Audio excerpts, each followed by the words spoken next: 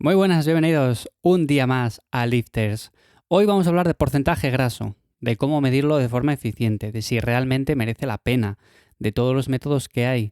Es una pregunta que normalmente cuando una persona empieza con un proceso de cambio físico, quiere saber en qué porcentaje está, a qué porcentaje va a llegar, en qué porcentaje, por ejemplo, va transcurriendo todo el proceso.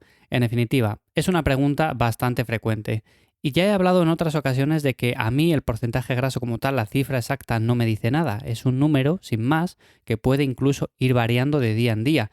Y que no tenemos ningún método exacto, un método súper fiable, el cual podamos utilizar desde nuestra casa.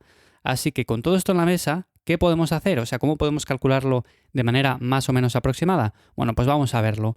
Como siempre, antes de nada os recuerdo que me encontráis en mi web ivyamazares.com.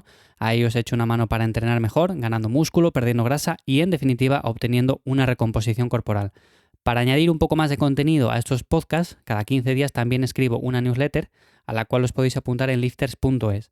De esa manera vais a recibir un mail en el que cuento cómo entreno yo personalmente, cómo lo planifico y cosillas que también vais a poder aplicar a vuestra planificación. Así que lo dicho, el tema del porcentaje graso, que es algo que a mí personalmente, como digo, es una métrica que bueno, que puede estar bien, que nos puede decir si las cosas van más o menos bien, van más o menos mal, pero que el número exacto no es nada importante. Tenemos, por ejemplo, máquinas súper carísimas, métodos que pueden ser bastante fiables, pero a los cuales tenemos poco acceso. Por otra parte, es verdad que también tenemos las típicas básculas de bioimpedancia o tenemos el plicómetro, que nos puede dar una estimación de aproximadamente la grasa que tenemos. ¿Esto es fiable? Bueno, pues para empezar, las básculas de bioimpedancia no son nada fiables y de hecho si os pesáis en diferentes momentos del día o, por ejemplo, en diferentes días vais a ver cómo marca una cosa diferente.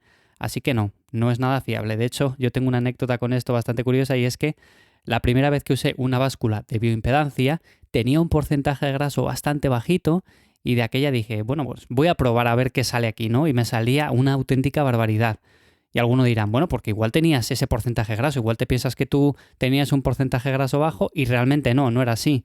Bueno, yo sabía que en ese momento sí que era así porque tenía la piel auténticamente de papel, tenía muy poquita grasa, incluso mucha menos que a día de hoy, porque me mantengo en un porcentaje algo más saludable, un poco más alto, pero me pareció curioso porque salió en torno al 20-25%, que es una persona que tiene bastante cantidad de grasa.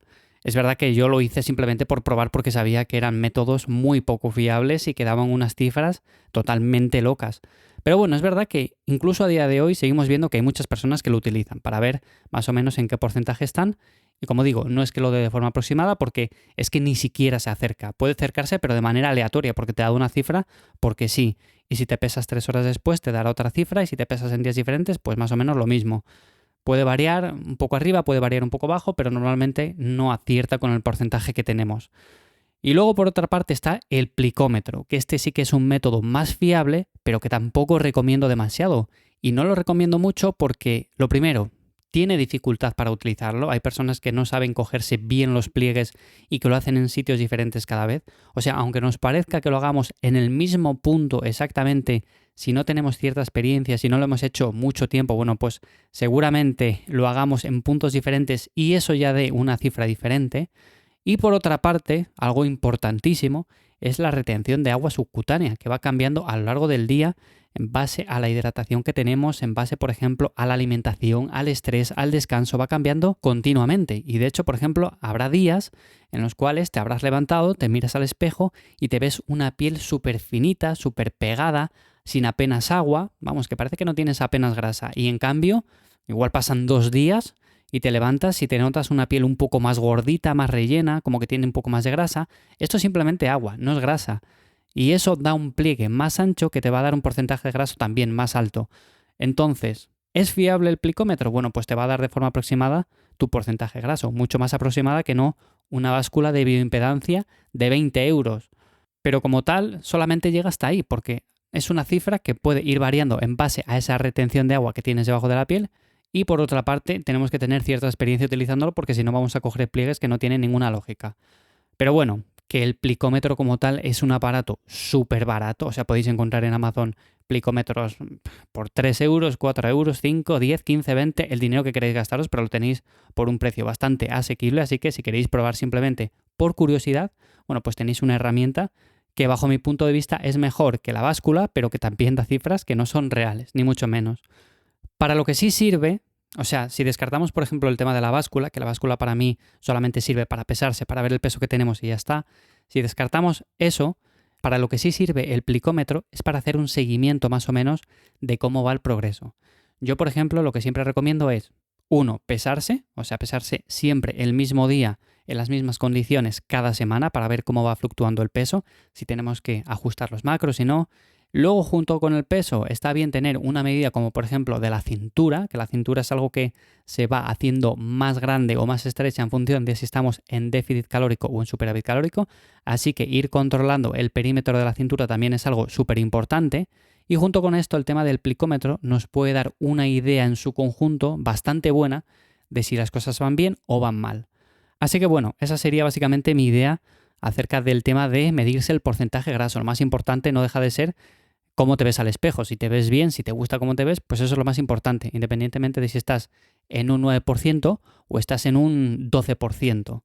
Yo, por ejemplo, actualmente no sé en qué porcentaje estoy. Puedo estimar que alrededor del 10, 11% quizás, por ahí estará la cosa. Lo sé porque son muchos años de experiencia y más o menos va uno conociendo al cuerpo. Pero es verdad que no es lo mismo el porcentaje graso en un brazo, que será alrededor del 6%, en, por ejemplo, la pierna, que igual la tengo al 14%, en, por ejemplo, al abdomen, que igual le tengo al 11%. En definitiva, todo es un conjunto, ¿no? Pero bueno, que lo más importante es cómo te ves al espejo. Si queréis tener unas medidas más o menos para saber el progreso que lleváis, bueno, pues yo recomiendo sobre todo peso en la báscula y cintura.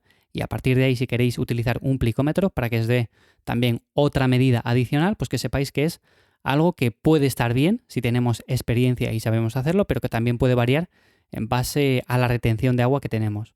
Así que bueno, esto es lo que quería comentar un poco hoy. Espero que os ayude a controlar sobre todo el progreso a largo plazo, tanto si estáis en una fase de volumen como de definición, es súper importante. Y nada más, si tenéis alguna duda, dejármela en comentarios en ivyamazares.com.